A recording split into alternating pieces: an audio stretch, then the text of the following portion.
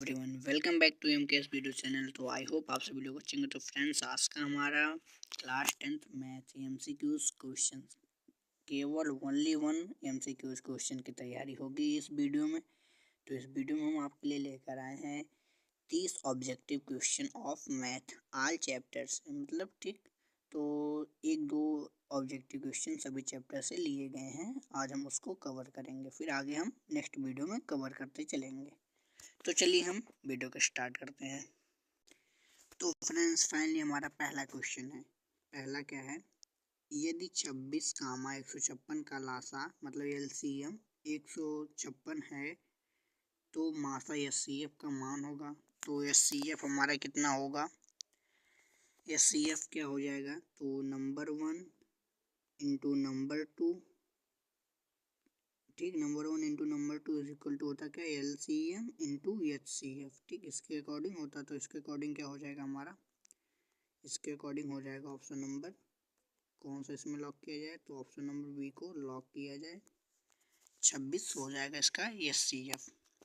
फिर अगला है, निम्नलिखित में से कौन सा सह अभाज्य संख्या का युग्म है।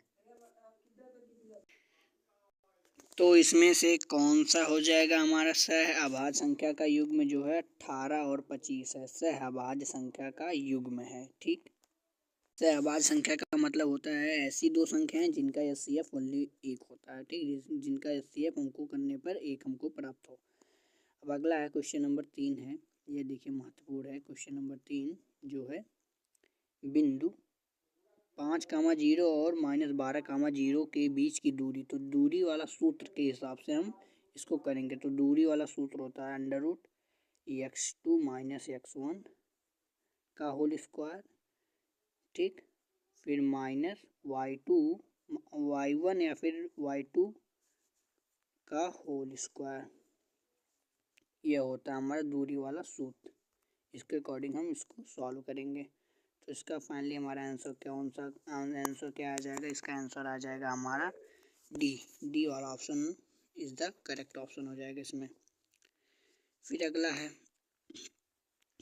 है इसमें अगला वाला प्रश्न क्या है, वह छोटी से छोटी संख्या जिनको 25, 56 और 91 से विभाजित करने पर प्रत्येक दशा में शेषफल 7 प्राप्त हो, ठीक। तो वह संख्या कौन सी है। तो जो संख्या है इनका इनका मतलब जैसे पहली संख्या, दूसरी संख्या और तीसरी संख्या का आप एचसीएफ निकाल मतलब सब में से आप इसको इतना घटा दीजिए 7 को, फिर उसके बाद इन सभी का एचसीएफ निकाल दीजिए, आपको संख्या प्राप्त हो जाएगी। तो इसका option number C is the correct option हो जाएगा, ऑप्शन नंबर सी 36, 47। अगला प्रश्न है, अगला हमारा चौथा है, 8 के प्रथम 15 गुणजों का योगफल। तो 8 के प्रथम 15 गुणजों का योगफल क्या हो जाएगा, 960 हो जाएगा। Option number D is the correct option. यदि द्विघाती समीकरण x² plus 2x minus p is equal to 0 का एक मूल -2 है, तो p का मान, तो जहाँ जहाँ पे आपको x है वहाँ पे आपको -2 रख देना है। p का मान हमको प्राप्त हो जाएगा, क्या प्राप्त हो जाएगा, क्या आ जाएगा, 0 आ जाएगा आपका p का मान। Option number is the correct option. फिर अगला है, x अक्ष पर स्थित एवं बिंदु इतना तथा इतना समदूरस्थ है बिंदु के निर्देशांक होंगे। तो बिंदु के निर्देशांक क्या हो जाएंगे, क्या होंगे इनके निर्देशांक, तो उनके निर्देशांक हो जाएंगे आपके option number D is the correct option. 1,0 हो जाएगा, क्या हो जाएगा, 1,0 हो जाएगा।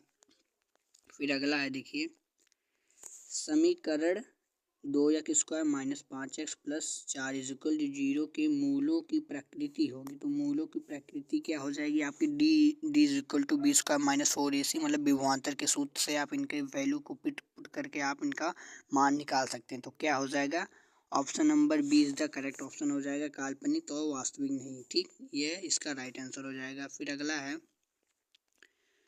दो त्रिभुज एक दूसरे के समरूप होंगे, कब होंगे, दो त्रिभुज एक दूसरे के समरूप होंगे, कब होंगे। इसका आप आंसर कमेंट में बताएं कौन सा ऑप्शन राइट होगा, पहला, दूसरा, तीसरा या फिर चौथा, आप इतना कर सकते हैं। कमेंट में बताएं फ्रेंड्स। फिर अगला देखिए यहाँ से है हमारा स्टार्ट होता है।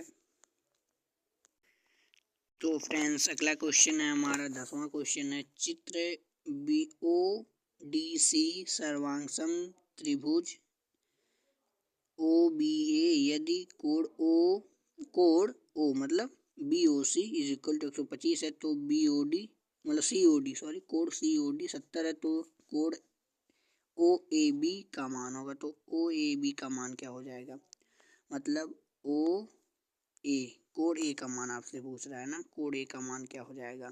जब ये 125 है ठीक और ये क्या है 70 है तो यहाँ पर भी 70 बनेगा एकांतर कोण के कारण, फिर इसका मान हो जाएगा क्या हो जाएगा 55 अंश हो जाएगा। कोण A का मान क्या हो जाएगा 55 अंश हो जाएगा। Option number is the right option हो जाएगा। फिर अगला क्वेश्चन है, यदि sine theta is equal to cos theta तो थीटा का मान, तो थीटा का मान क्या हो जाएगा।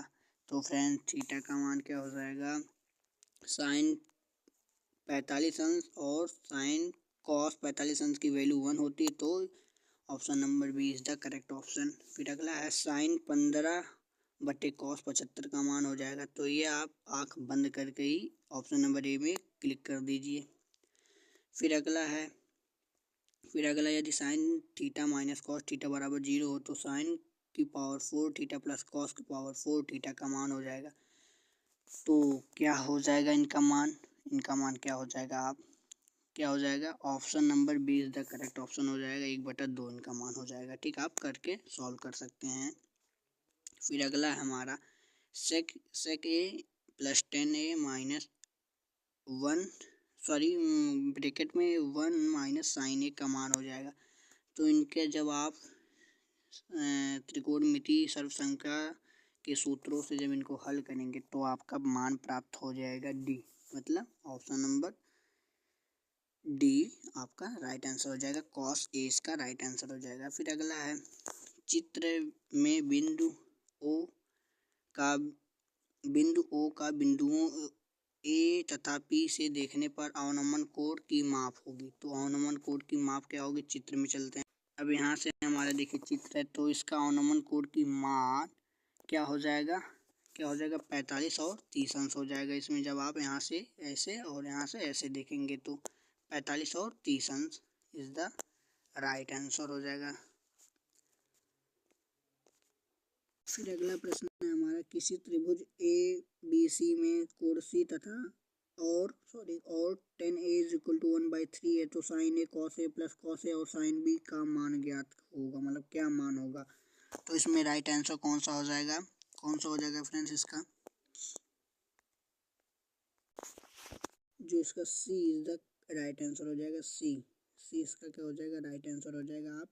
आप यहाँ से पहले सबसे क्या करेंगे, आप मतलब पाइथागोरस लगाएंगे 10A, फिर पाइथागोरस लगा के 10B मतलब B का मान निकालेंगे। फिर उसके बाद लंब बटे कड़ से लाल बटे कक्का मतलब लंब बटे कड़ से आप ये लाल बटे कक्का वाले सूत्र से आप साइन A कॉस B और साइन B और साइन A का मान यहाँ से आप निकालेंगे। ठीक, इस सूत्र के अकॉर्डिंग हम इसको करेंगे। फिर अगला हमारा, एक घड़ी की मिनट की सुई 8 सेंटीमीटर लंबी है तो 1 मिनट में मिनट की सुई द्वारा बनाया गया त्रिज्यखंड का क्षेत्रफल, तो त्रिज्यखंड का क्षेत्रफल क्या हो जाएगा, π² बटे 60 हो जाएगा। Option number is the correct option हो जाएगा।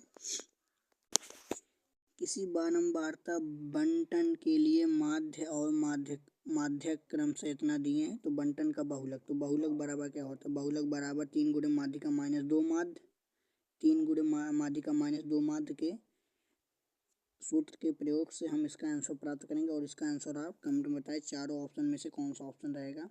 फिर अगला, केंद्रीय प्रकृति की माप है तो केंद्रीय प्रकृति की माप क्या बारंबारता है, माध्य है या फिर बहुलक या फिर B व C दोनों, तो क्या है टी, मतलब यहाँ पे हो जाएगा हमारा C is the correct option, माध्य हो जाएगा इसका राइट आंसर।